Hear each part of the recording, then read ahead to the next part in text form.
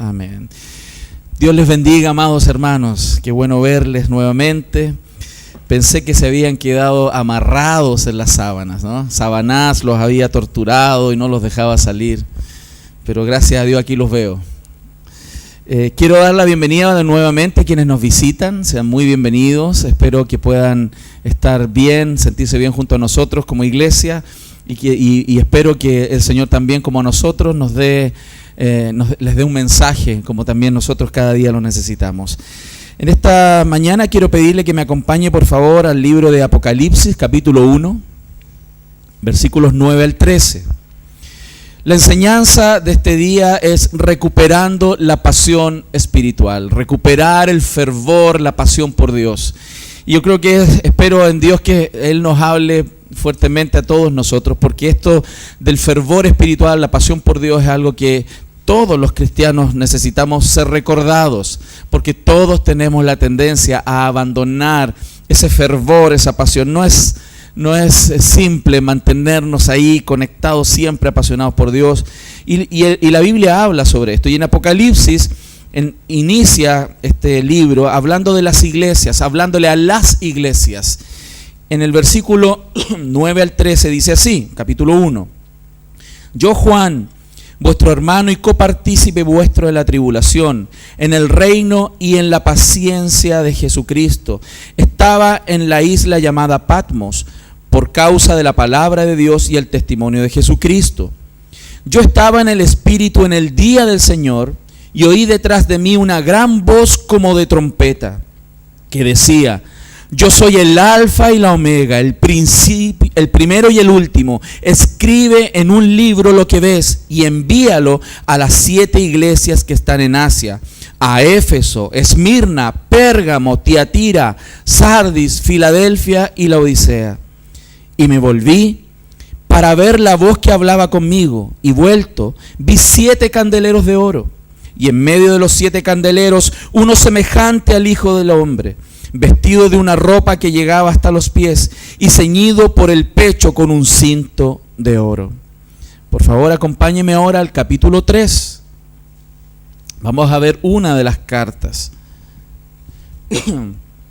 Verso 14 al 22.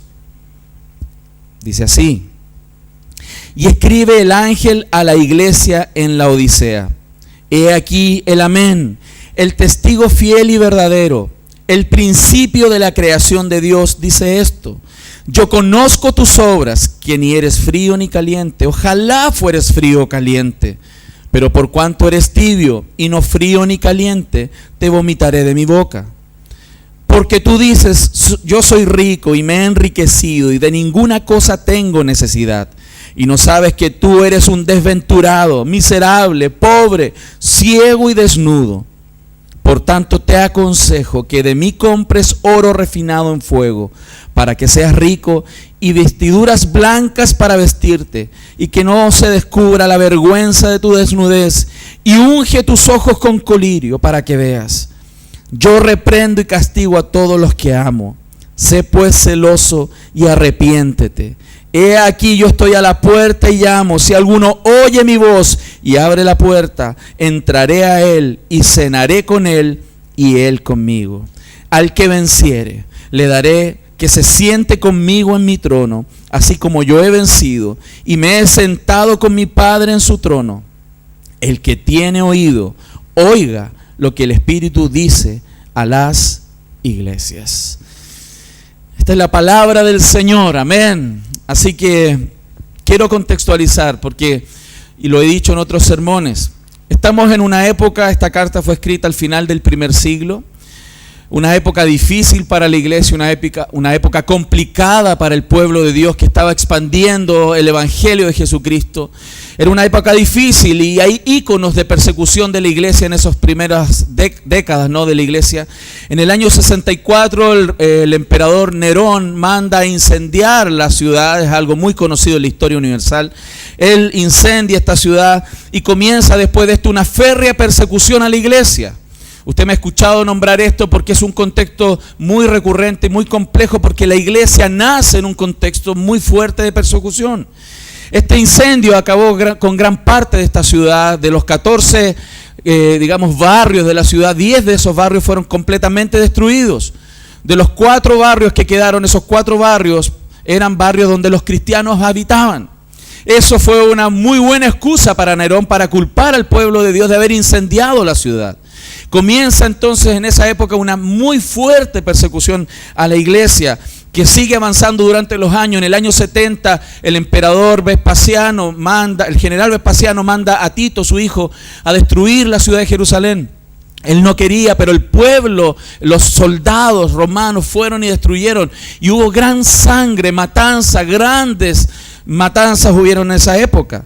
Pero también en el año 81 asume el gobierno de Roma el emperador Domiciano. Domiciano, hermanos, se le conoce como el segundo Nerón. Fue terrible, duro, muy cruel perseguidor de la iglesia. Este emperador fue el primero en reclamar para sí el título de Dios y Señor. Y la gente tenía que adorarlo, tenía que arrodillarse frente a este emperador. Y es importante destacar también que ya a esa altura, el único apóstol que quedaba vivo era el apóstol Juan. Todos los demás apóstoles habían sido muertos por martirios, habían sido crucificados, habían sido muertos a espada. El único apóstol del colegio apostólico, del Real Colegio Apostólico, era el apóstol Juan a esa altura. Y es impresionante porque claramente la intención de Domiciano era destruir a la iglesia, destruir al pueblo de Dios completamente.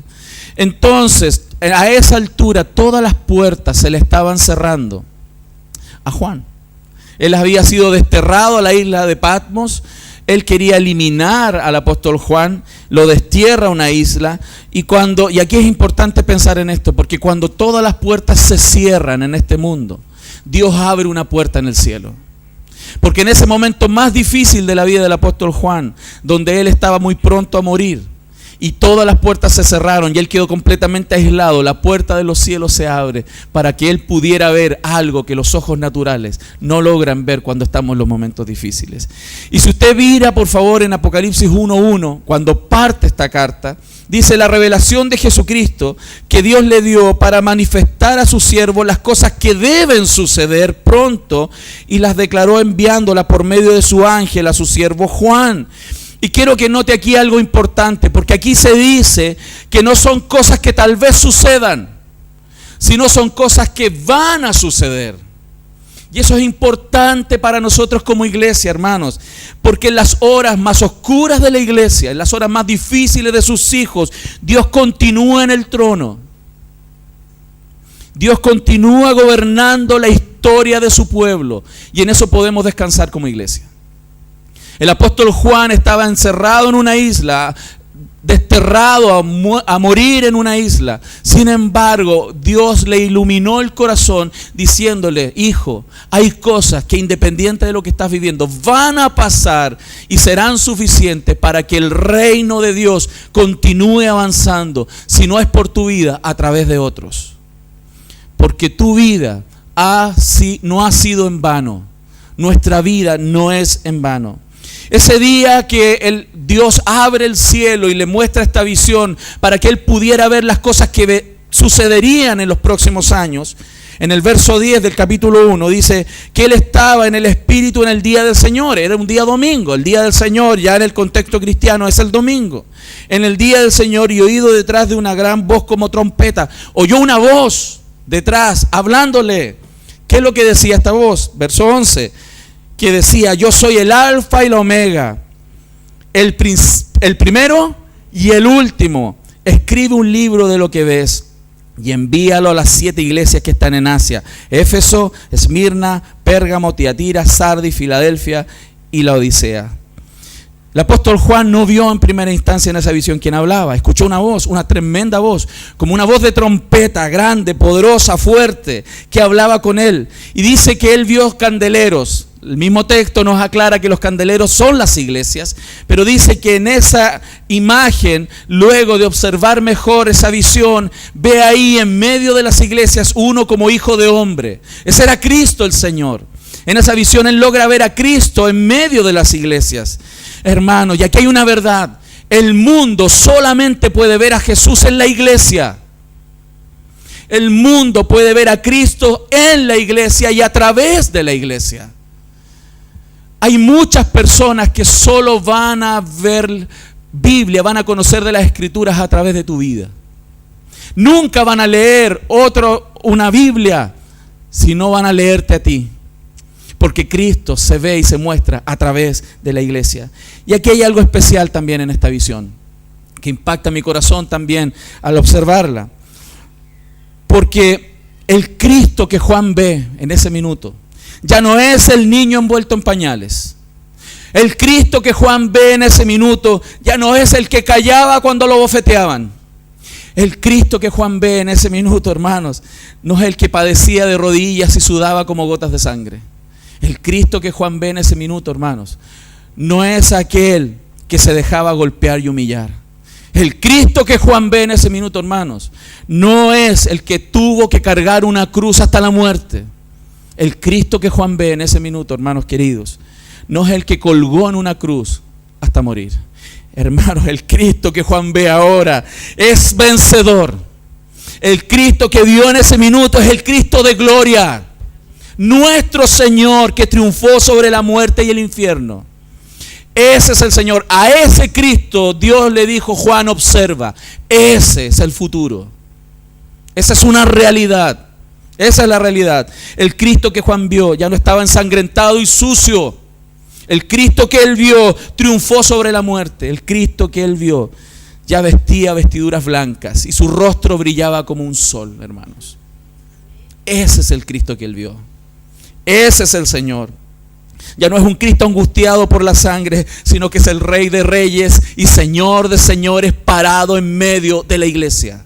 Eso es lo que él veía. Ya no tiene coronas de espinas, ya tiene corona real. Ya es el supremo y soberano Rey de la creación, vencedor, aquel que vence y vencerá a quienes se le opongan.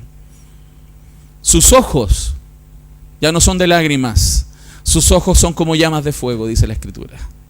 Su rostro no está desfigurado, sino que brilla en gloria y majestad. ¿Por qué es importante ver esto? ¿Por qué es importante? Porque cuando a alguien se le presenta un Dios de esa manera, le va a pasar algo como le pasó a Juan. Juan cayó como muerto. Juan cayó como un muerto ante la presencia del Dios de los cielos. Qué tremendo, dice el texto, porque cuando Juan cae como muerto, versos 17 y 18, capítulo 1, el Señor, cuando Juan cae al piso, Él le dice: no temas, no tengas miedo. No tengas miedo, yo soy el primero y el último, el que vivo y estuve muerto, mas he aquí que vivo por los siglos de los siglos, amén. Y tengo las llaves de la muerte y del Hades. Hermanos, nosotros no servimos a un Señor que estuvo vivo y está muerto. Nosotros servimos a un Señor que estuvo muerto y hoy está vivo. Y eso es importante, abrazarlo y abrazarlo como una verdad tan grande para nosotros. Porque no hay religión en el mundo, no hay propuesta espiritual en el mundo que tenga una propuesta como esta. Nuestro Señor vive. Nuestro Señor murió, pero nuestro Señor vive y reina. Y no solamente vive, Él gobierna, Él reina por sobre todas las cosas. El verso 13 del mismo capítulo dice que en medio de los 7 candeleros, uno semejante al Hijo del Hombre, vestido de una ropa que llegaba hasta los pies y ceñido por el pecho por un cinto de oro, estaba ahí, estaba en medio de la iglesia. Esto es muy alentador. ¿Saben por qué? Porque cuando uno ve el contexto de las cartas, este es un anticipo de una tremenda reprensión que Dios hace a la iglesia.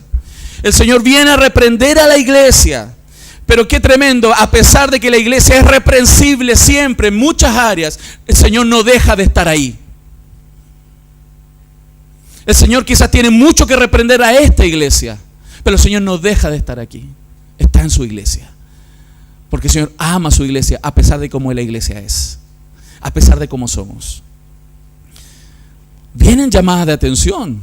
Y usted, cuando estudia Apocalipsis, estas cartas, se va a dar cuenta que el Señor es duro en reprender a su pueblo, pero al mismo tiempo les dice: los amo, los amo. El verso 1 del capítulo 2, avance un poquito por favor, dice así: también se nos dice lo siguiente: escribe al ángel a la iglesia de Éfeso, el que tiene 7 estrellas en su diestra, el que anda en medio de los 7 candeleros de oro. Dice, ¿qué podemos notar aquí también? Que el Señor anda y camina en medio de la iglesia. El Señor está en medio de la iglesia, pero además el Señor camina en medio de la iglesia, hermanos. ¿Para qué? ¿Para qué el Señor camina en medio de la iglesia? El Señor camina en medio de la iglesia para examinar a la iglesia. El Señor camina también para exhortar a la iglesia. El Señor camina en medio nuestro para corregir a la iglesia. Camina para disciplinar a la iglesia, para consolar a la iglesia y para llenarnos de promesas. El Señor camina en medio nuestro. Él está aquí hoy día, hermanos, con nosotros. Y Él está examinándonos. El Señor nos va a exhortar. El Señor en medio nuestro nos corrige. El Señor camina en medio nuestro y nos disciplina. El Señor está en medio nuestro y nos consuela. El Señor está en medio nuestro y también nos va a dar promesas. Y mientras el Señor caminaba, y es una frase que se repite en cada una de las cartas, el Señor viene y le dice: yo conozco tus obras. Es como si el Señor aquí esta mañana te dijera a ti: yo conozco tus obras, yo te conozco. Yo también te conozco a ti. Y a ti también te conozco. A ti te conozco, a ti te conozco, a ti también te conozco. Yo sé lo que haces, yo sé lo que piensas. Porque el Señor camina en su iglesia y nos conoce muy bien. Yo sé lo que piensas. Conozco tus debilidades. El Señor conoce, hermanos, lo que pensamos, sentimos y esperamos tener y ser. De Él, hermanos, no podemos escondernos. Lo que tu papá no sabe, Él lo sabe. Lo que tu mamá no sabe, Él lo sabe. Lo que tu esposa no sabe, Él lo sabe. Lo que tu esposo no sabe, Él lo sabe. Lo que tu pastor no sabe, Él lo sabe. Aquello que haces cuando cierras tu cuarto, Él lo sabe. Porque Él camina en la iglesia. Él está en la iglesia. Y la iglesia eres tú. Él conoce tus obras. Él sabe muy bien qué piensas y lo que haces cuando no estás aquí o cuando crees que estás solo. Él conoce tus obras. Nadie puede esconderse, hermanos, frente a aquel que tiene ojos como llamas de fuego. Nadie, hermanos. Nadie puede hacerlo. Él conoce lo íntimo de la iglesia. Nos conoce muy bien, me conoce muy bien a mí. Sabe cuánto yo debo ser transformado también. A Él no lo vamos a engañar. Y qué tremendo, porque Él también conoce el dolor y también conoce la tristeza y la amargura y la dureza y la falta de perdón que a veces hay en nuestro corazón. Él también lo conoce. Él conoce nuestras angustias. Sí, hermanos, Él las conoce. Él conoce cuando lloras. Él conoce cuando sufres. Él conoce cuando te desesperas. Él los conoce. Porque Él es Dios. Aunque se lo puedas tratar de ocultar al que tienes al lado, Él conoce. Él te conoce. Y qué tremendo, hermanos, porque la iglesia de Esmirna, una de estas 7 iglesias que está ahí, era una iglesia que el Señor le dice: eres rica. Pero ellos se miraban a sí mismos: somos pobres. Se miraban mal, eran pobres. Pero a los ojos de Dios, era rica. Y impresionante. Ahora, cuando hablamos de iglesia rica, ¿qué es lo que piensa la gente en general? Dinero, cantidad de personas, ¿no? Una iglesia rica, el número de gente, cantidad de personas, un templo espectacular, aire acondicionado, estacionamiento. Es una iglesia rica. Eso podría ser una iglesia rica. Pero a los ojos de Dios, eso no es riqueza. A los ojos de Dios, eso no es riqueza.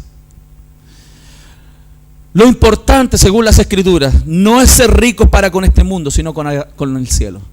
Lo importante, hermano, es ser rico a los ojos de Dios y no de los hombres. El Señor entiende lo que es riqueza. Él sabe lo que es riqueza. Por otro lado, a la iglesia más rica de Asia, a los ojos de ellos, la Odisea, que ellos se decían a sí mismos: soy rico, me he enriquecido. Es como esas cosas que algunas personas hacen en la mañana. Uy, qué bien te ves en el espejo, ¿no? me amo, qué lindo andas, vas a matar hoy día. Una autoadoración impresionante. La iglesia de la Odisea se estaba mirando a sí misma de una manera indebida. Y ellos se creían espectaculares. Tremenda iglesia. Fíjense, impresionante. Pero el Señor tiene otro juicio. Y Él les dice, eres pobre, miserable, ciego y desnudo. La iglesia de Pérgamo. El Jesús con ellos va a usar otra expresión y les dice, yo conozco dónde tú obras y dónde moras, dónde está el trono de Satanás. Hermanos, era una iglesia de Dios, de Cristo, pero ellos tenían problemas doctrinales. Permitían cosas que no debían estar. Y estaban en un lugar complejo, sin duda. Era un lugar, según algunos teólogos y comentarios que estuve leyendo al respecto, piensan que este era un lugar, una de las ciudades, claramente Esmirna era la segunda ciudad más importante de Asia. Y era un lugar donde se plantaban, ¿cierto?, el culto a dioses paganos. Y en medio del paganismo, Dios pone una iglesia, porque Dios es así. El Señor es muy sabio. En medio del paganismo, ahí pone la iglesia. Porque la iglesia necesita iluminar donde hay oscuridad. Por eso no es tan bueno que nosotros estemos aquí encerrados todos los domingos sin ir a iluminar este mundo. Dios nos puso como sal y como luz de este mundo. Lo que el Señor estaba reclamándole a la iglesia de la Odisea en particular, como a otras iglesias, es este culto a los hombres. Esto levantar la idea de que el hombre es el importante, Dios es el importante, no los hombres. Nosotros fuimos creados para alabanza de la gloria de Dios. Y es importante darnos cuenta entonces que nosotros como iglesia necesitamos reflexionar sobre cómo estamos llevando nuestra vida. Los elogios para la iglesia de Esmirna, que era la más pobre, y para la iglesia de Filadelfia, que era la más débil, fueron los únicos dos elogios que uno logra leer ahí en esos primeros 3 capítulos. El resto fue reprensión a su iglesia. Fue reprensión. En el caso de la iglesia de Filadelfia, era una iglesia muy amorosa, una iglesia muy familiar, una iglesia que se quería mucho. Filadelfia significa amor de hermanos, amor entre hermanos.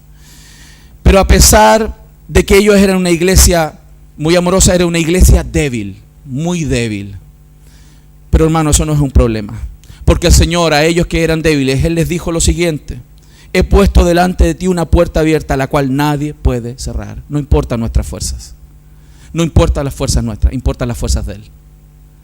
Porque cuando somos débiles, podemos ser fuertes en el Señor. Entonces, aquí hay mucho que extraer. Yo me voy a concentrar en el sermón de hoy en la iglesia de Filadelfia. Los elogios para la iglesia de Éfeso fue su firmeza teológica, su firmeza doctrinal, su celo por la sana doctrina. Era una iglesia que no soportaba a los falsos apóstoles. Era una iglesia que no toleraba las obras de los nicolaitas, dice el texto. Era una iglesia que no transaba la verdad. Una iglesia que son fieles al texto, a la palabra. Le ponían mucho color con la palabra, la predicación, la predicación, la predicación. Pero ¿saben cuál era el problema de ellos? Sus ojos ya no brillaban. Su corazón no estaba encendido por Dios. No había pasión por Dios. Era cabeza. Texto, texto, texto, texto. Sin pasión. Sin pasión por Dios. Hay mucho que extraer. Y yo les invito que en esta semana usted pueda leer los primeros 3 capítulos. Pero tenemos que ser cuidadosos, hermanos. Porque cada aspecto de estas iglesias puede ser un área donde nuestra propia vida tenga que ser revisada. En la iglesia que les decía recién de Éfeso, que tenían firmeza teológica, podían tener luz en la cabeza, hermanos, luz, pero no tenían fuego en el corazón. Podían estar iluminados aquí, pero su corazón apagado. Cuidado con eso, porque nosotros en nuestra iglesia podemos volvernos fieles a la palabra, pero apagar la pasión por Dios en nuestro corazón. La vida cristiana es palabra y oración. Palabra y oración, palabra y oración. Hay que estar muy alertas, hermanos, porque nada mata más a una persona que una ortodoxia muerta. Nada mata más a una persona que saber mucho y su corazón apagado. Jesús se dirige a la iglesia de Tiatira y la elogia, aquella iglesia la elogia.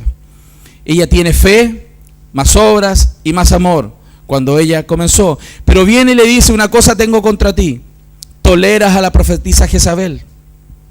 O sea, Éfeso tenía doctrina, pero no tenía amor. Tiatira tenía amor, pero no tenía doctrina. ¡Qué tremendo! Porque a lo mejor Dios, al observarnos a nosotros, esta iglesia, podemos tener algunas cosas, pero no tenemos otras. Va a otra iglesia, tiene unas cosas y no tiene otras. Pero el Señor está allá y el Señor está acá. ¿Cuántos dicen amén? ¿Cuántos creen que el Señor está aquí? Tenemos que ser cuidadosos, hermanos, de no separar lo que Dios unió. Dios juntó la teología con la ética, la doctrina con la vida, el credo con la conducta. Y tienen que estar muy fuertemente unidos, muy fuertemente unidos. Jesús con esto nos enseña 3 verdades. Que la iglesia que dice ser rica, el Señor le dice que es pobre.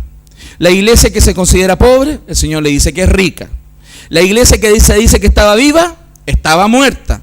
Y la iglesia que se decía débil, el Señor dijo: no hay puerta que se va a cerrar frente a ti. Eso es lo importante. ¿Qué aprendemos? Que lo importante no es lo que yo pienso de mí mismo. Eso no es importante. Lo importante es lo que Dios dice. ¿Qué más aprendemos? No es importante lo que las personas dicen de mí, sino lo que Dios dice de mí. Eso aprendemos, ¿cierto? Eso es lo que nos está mostrando en líneas generales. Podemos tener sana doctrina, podemos tener ética, podemos tener paz, podemos tener buena enseñanza, podemos tener de todo eso. Pero así como la iglesia de la Odisea, podemos estar generando náuseas delante del Señor. Y eso es tremendo, hermanos. Debe conmover nuestro corazón, porque tiene que haber un autoexamen de nuestra vida.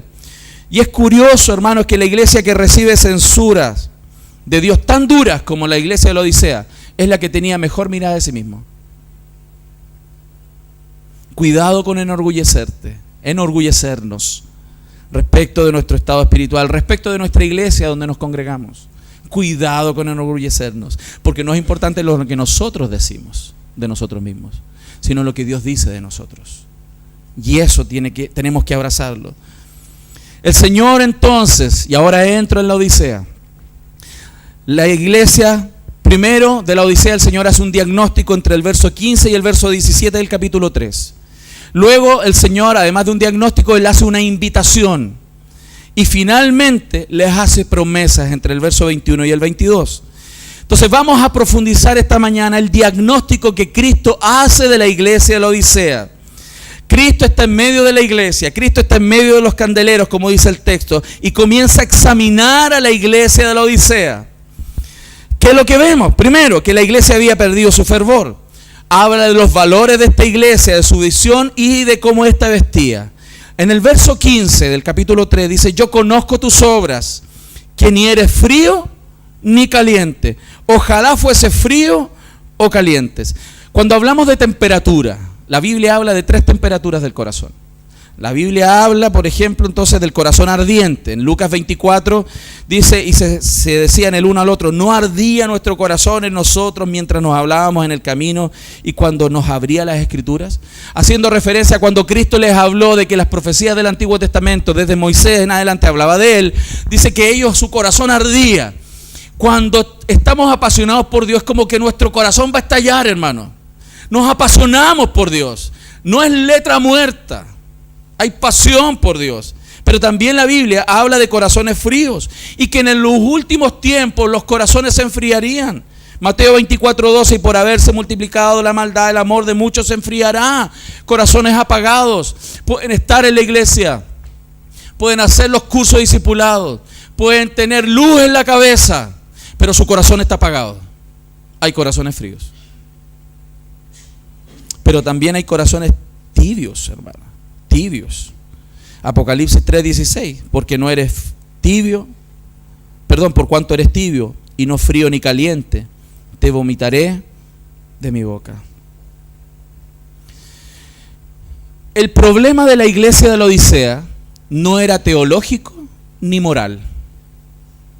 Si ustedes ven la carta en la Odisea, el Señor no estaba corrigiendo moralidad, el Señor no estaba corrigiendo doctrina, eran buenos en doctrina, se portaban bien, tenían dinero, eran ricos, eran un lugar de empresarios, había dinero en la iglesia, no tenían falsos maestros, no había herejías, no había pecado de inmoralidad, no había engaño, nada de eso se menciona en la carta, no había herejes, ni malhechores, ni perseguidores, no estaban perseguidos, no estaban sufriendo persecución. ¿Qué es lo que le faltaba? Fervor espiritual, hermanos, pasión por Dios.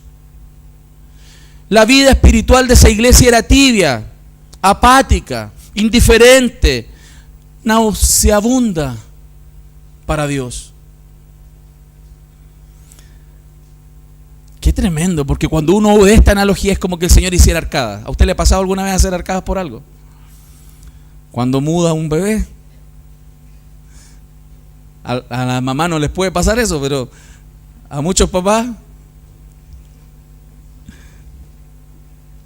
Hermanos, el problema de la iglesia de la Odisea no era la herejía, sino la apatía. No eran las herejías, sino la apatía espiritual. El problema que el brasero de la pasión por Dios en el corazón de ellos, hermanos, ellos no habían reconocido que el que alienta ese brasero son ellos mismos también. Hay una responsabilidad en nosotros de buscar a Dios, de orar, de encontrarnos con el Señor, de avivar nuestro corazón en la presencia del Señor. ¿Qué es lo que sucede? A veces yo he escuchado y veo esta tendencia, que algunos huyen de ese fervor, de esa pasión loca, de esas locuras por Dios. ¿Saben por qué? Porque tienen miedo del fanatismo.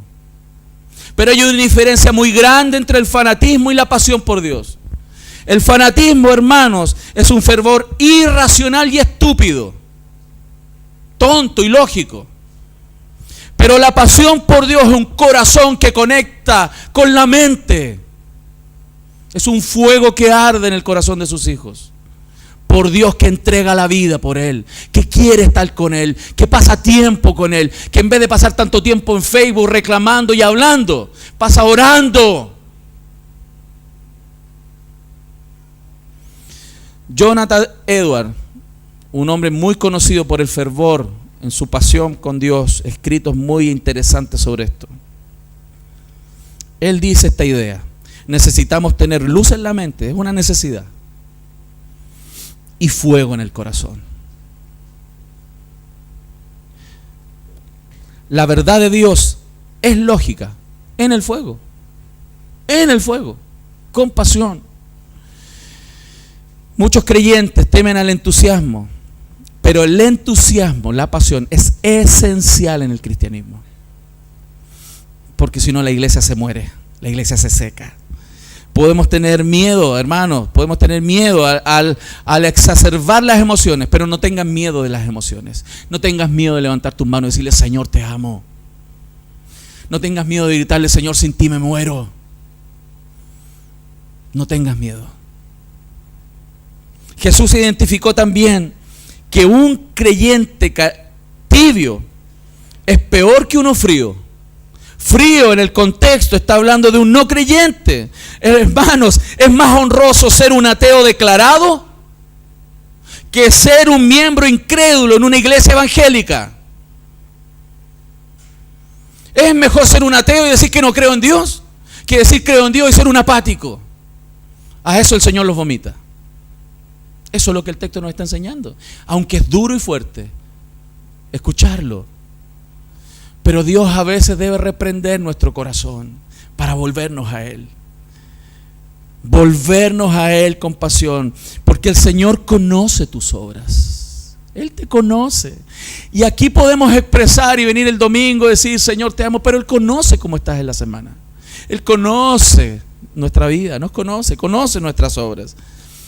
Dice el texto que es mejor ser frío o caliente que ser tibio. ¡Wow! Esa es la típica queja del Señor con los fariseos. La típica, les decía hipócritas a ellos. Alguien que nunca hizo una profesión de fe y tiene una conciencia de la completa falta de la vida moral, es mucho más fácil de ser ayudado que a alguien que cree decir que está bien. Es más fácil tomar a alguien que no cree en Dios y llevarlo a los pies de Cristo que a alguien que dice que está bien y que dice que es cristiano, pero está tibio. A ese es muy difícil avivarlo, porque él jura que está bien. Él jura que está bien. ¿Lo estamos viendo, amados? Porque él se mira al espejo, ve su doctrina, tengo luz, se mira al espejo, estoy bien, soy rico, me he enriquecido y de ninguna cosa tengo necesidad. Pero el Señor dice otra cosa. Jesús identificó esa idea de autoconfianza de la iglesia como absolutamente falsa. Porque tú dices soy rico y me he enriquecido y no tengo necesidad, y no sabes que tú eres un desventurado, miserable, pobre, ciego y desnudo. Aquí hay una tragedia del autoengaño, hermano. Es una tragedia de autoengañarnos. Ellos se consideraban ricos y eran pobres, se consideraban vivos y estaban muertos. Es tremendo. Esmirna se consideraba pobre pero era rica. Filadelfia tenía poca fuerza y Jesús le abre todas las puertas. Qué tremendo esos paralelos. A mí me impresionó cuando estaba estudiando estos paralelos. Y cuando terminaba de estudiar y paraba y decía, Señor, no quiero ni mirar, no quiero ni opinar cómo estoy. Mejor dime tú, Señor. Yo no quiero errar. Hay un texto en Mateo 7, 21 al 23, cuando un hombre fariseo estaba hablando, ¿no? Dice, y después del contexto, en el 21, él dice, no todo el que me dice Señor, Señor, entrará en el reino de los cielos, sino el que hace la voluntad de mi Padre que está en los cielos. Muchos me dirán en aquel día, Señor, Señor, que profetizamos en tu nombre y en tu nombre echamos fuera demonios y en tu nombre hicimos muchos milagros. Y entonces les declararé, nunca os conocí, apartados de mí, hacedores de maldad. Una iglesia tibia puede ser de aquellos que le dirán en aquel día, Señor, Señor, en tu nombre hicimos muchas cosas. Pero el Señor les va a decir, apartados de mí, nunca los conocí. Hermanos, es una tragedia el autoengaño, es una tragedia la autosatisfacción. A aquel de decir, yo no tengo necesidad de orar, yo no tengo necesidad de congregarme tanto, yo no tengo necesidad de ir a los grupos de conexión, yo no tengo necesidad. Eso es una autosatisfacción que te está llevando a la muerte espiritual, hermano, a un enfriamiento extremo. La tragedia más grande, hermanos, también es de no ser el proyecto que debíamos ser y perder el ser lo que siempre debimos ser. Hijos, hijas apasionados por Dios en este mundo. Ellos estaban orgullosos del oro, de la ropa, de las cosas que tenían, ¿cierto? Pero estaban muy mal ellos realmente. El orgullo de la Odisea lamentablemente era contagioso. Esos cristianos vivieron la epidemia, ese espíritu de complacencia que corrompió aquella iglesia. Ellos eran convencidos, no convertidos. Ellos estaban convencidos, se autoconvencieron, pero no estaban convertidos.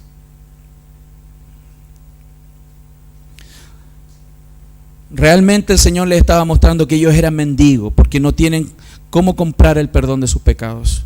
El Señor les estaba mostrando que eran desnudos porque no tienen ropa adecuada para presentarse delante del Señor. El Señor les mostró que ellos eran ciegos porque no lograban ver su pobreza espiritual. Esa era la realidad de la iglesia de la Odisea. Y Jesús les reveló que un creyente tibio, en vez de ser el placer de Dios, es nauseabundo para él.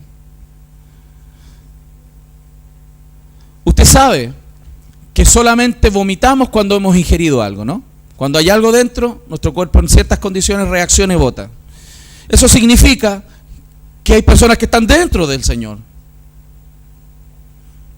pero al Señor le desagrada por cómo están. Dios quiera que aquí no haya. Dios quiera que aquí no haya. Cristo repudia totalmente a aquellos cuya conexión con Él es puramente nominal, técnica, solo para la necesidad, no para pasar tiempo con Él. Fíjense, el diagnóstico de esta iglesia es que perdió la pasión y el fervor por Dios. Era una iglesia tibia, lo cual justamente es peor que ser no creyente para el Señor. Incluso esa condición causó repudio al nivel de náuseas de nuestro Señor.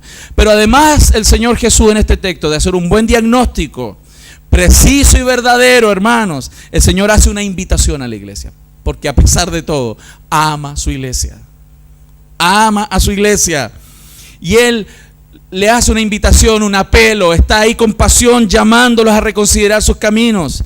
La invitación que el Señor hace después del diagnóstico, si usted lo ve en el verso 18, dice: por tanto, te aconsejo que de mí compres oro refinado en fuego, para que seas rico, y vestiduras blancas para vestirte, y que no se descubra la vergüenza de tu desnudez, y unge tus ojos con colirio, para que veas. El Señor se presenta aquí como un mercader, como alguien que te vende, como no vengo a vender, vengo a regalar. Así llega el Señor, porque fue gracia. Él viene y te dice: compra. ¿Cuánto vale? 0. Ven y compra. ¿Cuánto vale? 0. ¿Quién hace eso? En este mundo no funcionan las cosas así, pero en el reino de los cielos sí funcionan así, porque el Señor no te cobra, el Señor te regala, el Señor te da gracia. Fíjense, y lo más tremendo que a mí me impresiona, porque Él siendo el Señor, recuerden la imagen como partió el texto, era el Señor de los cielos, el que reina, vive, gobierna, vestiduras blancas, fuego glorioso, ojos de fuego, el Señor soberano de la creación, y viene y te dice: te aconsejo. El Señor podría agarrarnos de las mechas y llevarnos, porque Él es Señor, pero Él te dice: te aconsejo, te aconsejo, te aconsejo, hermanos. El soberano del cielo pidiéndote: por favor, reconsidera tus caminos, reconsidera tu actuar, reconsidera lo que haces, porque yo conozco tus obras. Yo conozco lo que haces cuando tus papás no están. Yo conozco lo que haces en tus estudios, allá en la universidad. Yo conozco lo que haces. Reconsidera tus caminos. Arrepiéntete. Arrepiéntete. Esa iglesia se juzgaba autosuficiente y no se consideraban suficientes en Cristo. Por eso el Señor les aconseja y les dice que compren de Él. No vayas a comprar a otro lado. No creas que vas a encontrar en otra parte. No creas que las cosas que ofrece esta humanidad te va a lograr resolver el problema más profundo que hay en tu corazón. Por eso, Señor, ven a comprar a mi tienda. Ven a mi tienda. Él te hace una invitación. Te aconsejo que compres, pero compra de mí, no en otro lugar. No empeñes tu vida en otras cosas. No creas que algo de este mundo va a lograr resolver lo que hay en tu corazón. Ven y compra de mí, dice el Señor. Y qué lindo, porque ellos eran pobres, pero el Señor tiene oro. Ellos estaban desnudos, pero Él tiene ropa. Ellos estaban ciegos, pero el Señor tiene colirio. Qué hermoso, ¿no? Él tiene todo lo que necesitamos para vivir la vida que Él quiere. Cristo exhorta a esta iglesia a adquirir oro para su pobreza, vestimentas blancas para su desnudez y colirio para su ceguera. El oro que Cristo ofrece, hermano, lo más valioso es que Él nos ha regalado el reino de Dios. El reino de Dios es el oro. La ropa que Cristo ofrece son las vestiduras, como la Biblia nos enseña, de justicia y santidad. Él nos vistió de justicia. El colirio que Cristo nos ha regalado es su palabra, el discernimiento de su palabra para poder comprender la vida, lo importante y lo que no es. Solo Cristo puede enriquecer, hermanos, nuestra pobreza. Solo Cristo el Señor puede vestir nuestra desnudez. Solo Cristo el Señor cura nuestra ceguera. Si no sabes qué hacer con tu vida, si no puedes pararte y te sientes avergonzado, si la culpa está en tus hombros, el Señor te dice: compra de mí oro, vestiduras blancas y colirio para que puedas ver. Así es nuestro Señor. Cristo llama entonces a la iglesia a un cambio rotundo de vida, hermano. El verso 19 dice: yo reprendo y castigo. ¿A quién? A todos los que amo. ¿Cuántos creen que Dios les ama? Prepárese. Es como cuando usted tiene niños chicos y el niño hizo algo malo y usted le dice: Felipe, ven para acá. ¿Cierto? Él ya sabe. Es como cuando a mí también me decían: Arturo, uno se prepara. Y algunos niños entran así, ¿no? Con las manos en el tambembe. Porque cuando hay un Dios como el nuestro, el disgusto camina junto con el amor. Para Dios no hay contradicción entre la disciplina y el amor. Caminan juntas. Porque Dios al que ama, disciplina y azota a todo aquel que recibe por hijo. Él reprendió y disciplinó. La disciplina, hermanos, es un acto de amor. Eso es lo que nos enseña la Biblia. Yo, si quisiera siempre tenerlos a ustedes contentos con todo lo que yo les digo, no les diría lo que les estoy predicando hoy día. También, ¿no? Sería lógico. Les diría todo lo que ustedes quieren escuchar. Y les encantaría oír. Pero tenemos que escuchar no lo que el pastor quiere decir, sino lo que la Biblia nos enseña con toda claridad. Porque la piedra, hermano, necesita ser tallada y labrada con dureza para poder brillar y sacar lo que hay dentro. La uva necesita ser prensada para producir vino. ¿Y saben por qué esto es necesario? Porque el Señor lo hace. Porque el Señor a veces es duro con nosotros. Porque Él nos quiere salvar del juicio final. Por eso es mejor pasar dolor hoy día que después. Porque si hoy día tu vida todavía no se ha entregado a Cristo, quizás las pruebas te van a acercar a Él. Arrepentirse entonces es dar la espalda a ese cristianismo de apariencias. Porque hay cristianismo de apariencias. Nuestro hermano Hernán nos hacía reflexionar en el devocional sobre esa posibilidad real y concreta de que podamos vivir incluso a cristianismo de apariencias. Cristianismo de apariencia en nuestra piedad con Dios, cristianismo de apariencia en nuestra devoción a Dios, cristianismo de apariencia en nuestro matrimonio, cristianismo de apariencia en nuestro servicio a Dios, cristianismo de apariencia en nuestra entrega a Dios, cristianismo de apariencias. Es posible. Y eso es lo que el Señor está reclamándole a la iglesia de la Odisea y probablemente a algunos de nosotros. Porque en la iglesia es muy probable que dentro de nuestra propia iglesia haya Filadelfia, haya Esmirna, haya Pérgamo, haya la Odisea, haya Éfeso aquí mismo, porque la iglesia es así, muy variada. La piedad superficial, hermanos, no salva a nadie. La piedad superficial muchas veces es hipocresía y no conversión real. Y muchos se autoengañan. Por lo tanto, el Señor viene e invita a la iglesia. ¿Saben a qué? A cenar. Una de las más grandes reprensiones que me han hecho a mí y me han retado en mi vida, ¿saben cuándo fue? Primero me invitaron a comer. Corazón lleno, yo dije, y después, ¡pum! El Señor viene y nos invita a cenar. Y dice en el verso 20, para tener comunión, para mostrarnos que igual nos ama, a pesar de todo. Dice, he aquí yo estoy a la puerta y llamo. Si alguno oye mi voz y abre la puerta, entraré a él y cenaré con él y él conmigo. Es triste. ¿Saben por qué? Porque el Señor está afuera. En esa metáfora, el Señor está afuera. Afuera de la iglesia, afuera de tu corazón, afuera de tu vida, afuera de tus tiempos, afuera de tus pensamientos. Y Él llama, hey, hola, aquí estoy. ¿Me dejas entrar? ¿Me dejas entrar a tu mente? ¿Me dejas entrar a tu agenda? ¿Me dejas entrar a tu corazón? El Señor estaba afuera. Y aquel que oye esa voz y abre, el Señor dice, voy a cenar contigo. Te voy a mostrar quién soy. te voy a enseñar lo que puedo hacer con tu vida. Te voy a guiar. Y qué lindo, porque esta es una invitación personal. Porque no es por tu papá, no es por tu esposo, no es por tu esposa, es para ti.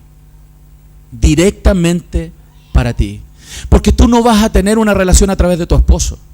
Tú no vas a tener tu relación con Dios a través de tu esposa. Tú vas a tener tu relación personal. Porque es personal.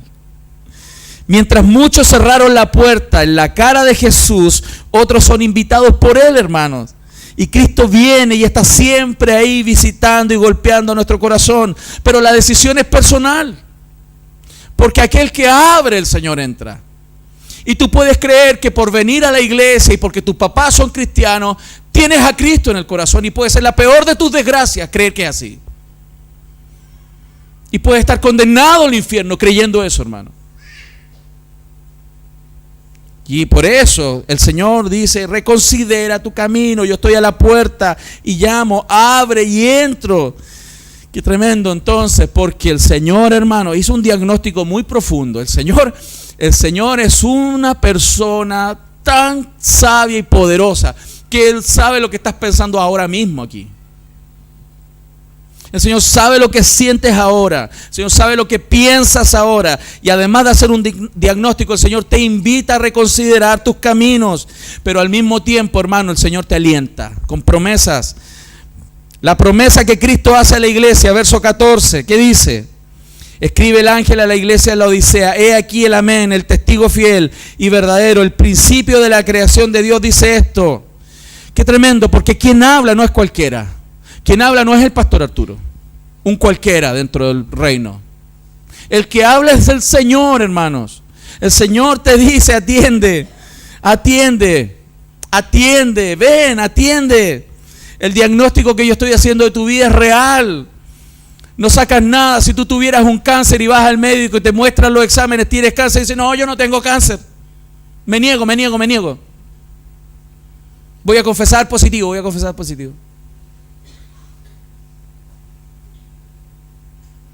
Sería ridículo eso, ¿no?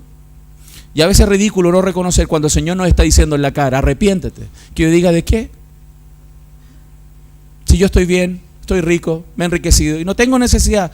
Si yo oro. Pero no hay fuego en tu corazón. No hay pasión por Dios. Caíste en la mecánica. Doctrina, estudié, entiendo la doctrina, sé lo que dice, sé lo que es, lo sé enseñar, sé explicar, pero no hay pasión en tu corazón. Eso es tibieza. Jesús tiene la autoridad para hacer realidad todo lo que Él promete. Él tiene la autoridad. Él es el principio de la creación. Él cumple lo que dice. Él es constante. Él es consistente. Hermanos, para una iglesia tibia, para una iglesia inconstante, Cristo es el único que puede salvarte. Porque si tú eres inconstante espiritualmente, estás esperando que hayan otras personas todo el tiempo animándote al lado tuyo, lo siento, estás perdido. Si tú crees que siempre va a haber un pastor al lado tuyo animándote, estás perdido. Si tú crees que va a haber siempre una persona al lado tuyo diciéndote y corrigiéndote todo el tiempo y animando tu corazón, estás perdido.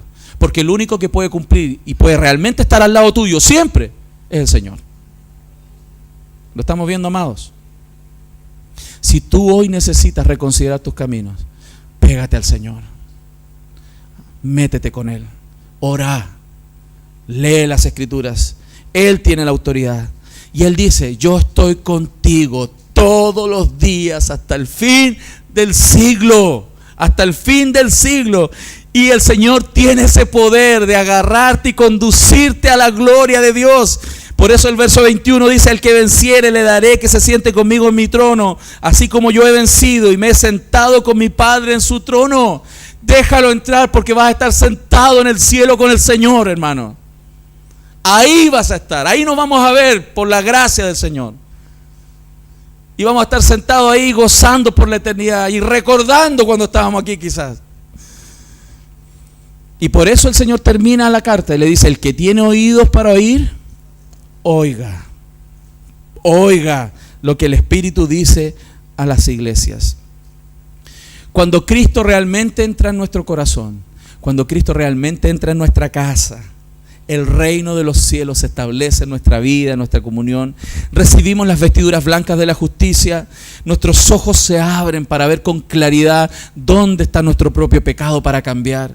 Podemos tener mayor humildad para poder ayudar a otros a reconsiderar sus caminos.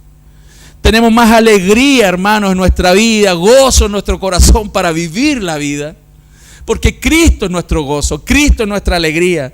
Podemos tener más certeza en las promesas. Reinamos con Él y gloria a Dios porque nos sentaremos a reinar eternamente con nuestro Señor.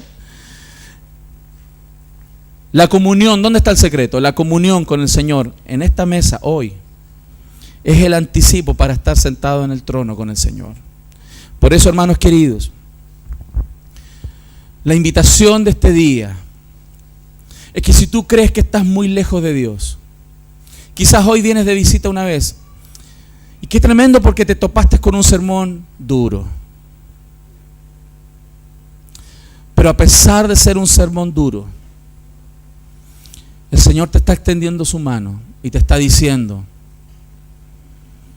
venid a mí si estás cargado y trabajado, que yo te haré descansar. Aprended de mí que soy manso y humilde de corazón y hallaréis descanso para tu alma. Pero también quiero decirle a aquellos que están tibios y el Señor está golpeando a la puerta: escucha su voz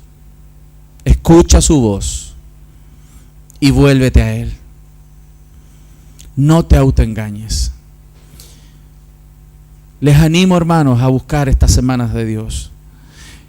A veces pasa que el verano es como un relajo. Es como que me voy a dar vacaciones de oración, vacaciones de lectura bíblica, vacaciones de escuchar los sermones. Estoy de vacaciones, pastor. No se descuide.